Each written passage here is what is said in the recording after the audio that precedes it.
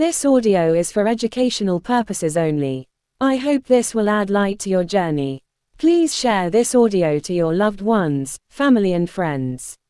Thank you. The Family, by John Bradshaw. It is in the context of the transition to deep democracy, in relation to monarchial patriarchy, that Virginia Satir, one of the germinal thinkers in family systems theory, made the comment that 96% of families are dysfunctional. This quote has often been attributed to me. I never said it, or wrote it. I actually believe that all families, carrying generations of monarchial patriarchal rules, have a propensity to be dysfunctional, because our new consciousness of deep democracy calls us to a kind of individuality never dreamed of in the past. The past was not bad. It is simply inadequate, in the light of our new consciousness of deep democracy. It is worth noting that our expanded understanding of the dangers of monarchial patriarchy and the poisonous pedagogy has grown most passionately over the last 50 years. The war trials at Nuremberg began a wave of poignant and socially revolutionary anti-patriarchal movements. At the Nuremberg war trials, conscience triumphed over monarchical patriarchy's most treasured tenet, blind obedience. The civil rights movement often engaged in civil disobedience. Other anti-patriarchal movements include the women's rights movement, the gay and lesbian rights movement, and the recent men's rights movement. From my perspective, two other movements are of great significance: the flower children's movement of the 1960s, and the adult children movement in the 1980s.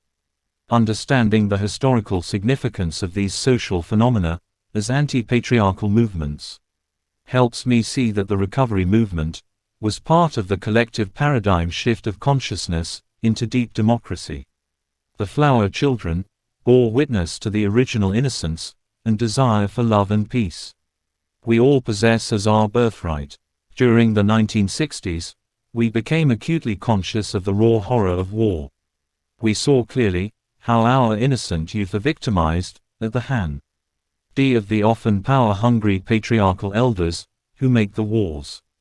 The statement often seen on placards in those days, "Suppose they gave a war, and no one came," is a powerful albeit naive expression of a way to end the exploitation of our youth by wars. The adult child movement in the 1980s attested to the tremendous impact childhood trauma and abuse have on adult life. It showed us clearly that our normal parenting rules, the poisonous pedagogy that worked for past generations, cannot work in the age of deep democracy. These rules are undemocratic and likely to cause some degree of low self-esteem and toxic shame. In the past, the denial of self, disselfment was desirable, as was the repression of strong feelings. What was wanted was loyalty to the family system. Perhaps now, for the first time, we fully see that childhood abuse is the greatest social problem of our time. Maria Montessori said this years ago. She urged us to see the potential for abuse in monarchical patriarchal rules for rearing children. The adult child movement has made us acutely aware of the dynamics of disselfment. It was unfortunate that the reality of disselfment was described by the recovery movement with the rather vague term, codependency. Even though the word codependency causes some confusion, I have left it in much of my text.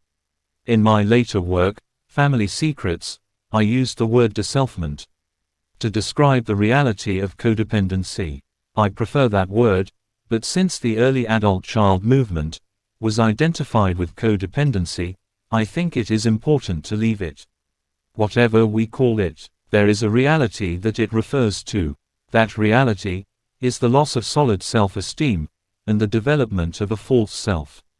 Children raised by patriarchal parenting rules quickly learn that the way to get love is to give up their authentic self and develop a self that meets the demands of blind obedience and duty.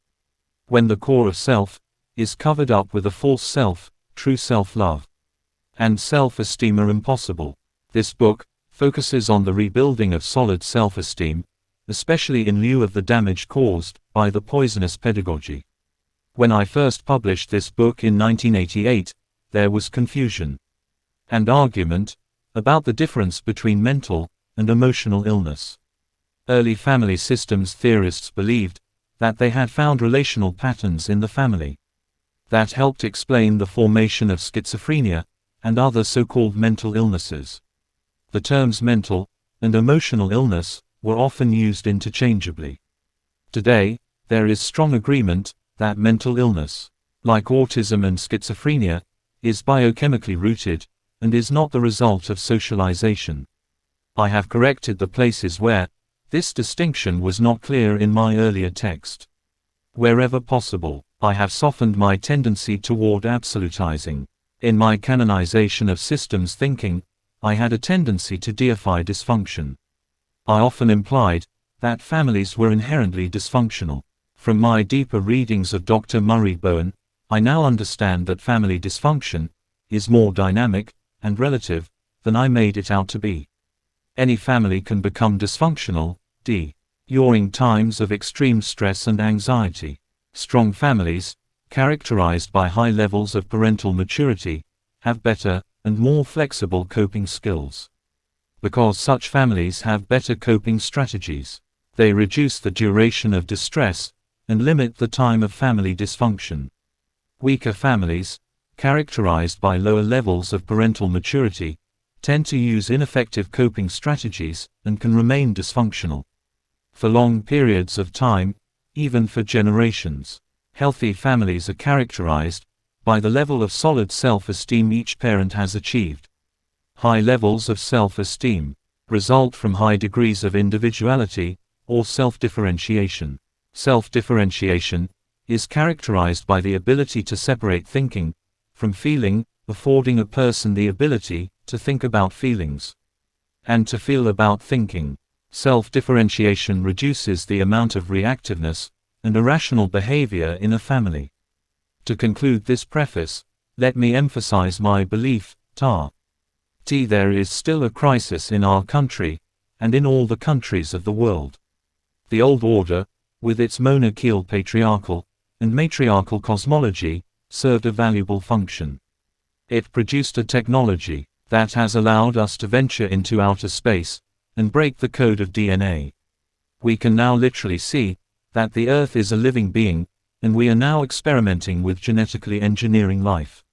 As our consciousness emerges, we've come to realize that we are the Earth thinking. We, the whole human family, are the consciousness of the Earth. We realize that all of us are needed to do the job of providing for the future. Our differences are not the source of our problems, they are the source of our solutions.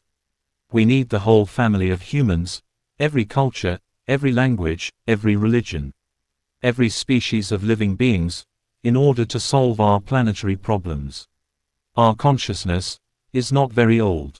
It is technologically smart, but seemingly not very wise. How can we live together as the family of the Earth? What will we choose for our future? These are the weightiest questions we face. Understanding how families work will help us to understand how we got socialized in our original families, and how that socialization carries over into our larger world. I hope this book will give us some new awareness as we grope with the many problems we face as we approach the third millennium. I hope you will find the contents of this book a source of hope. I am primarily a teacher, and I have tried to synthesize the wide variety of new materials on the family as a social system. In order to make matters clear, I needed to translate sometimes highly technical, clinical language into a more popular form. It is risky to do that, since technical language is technical.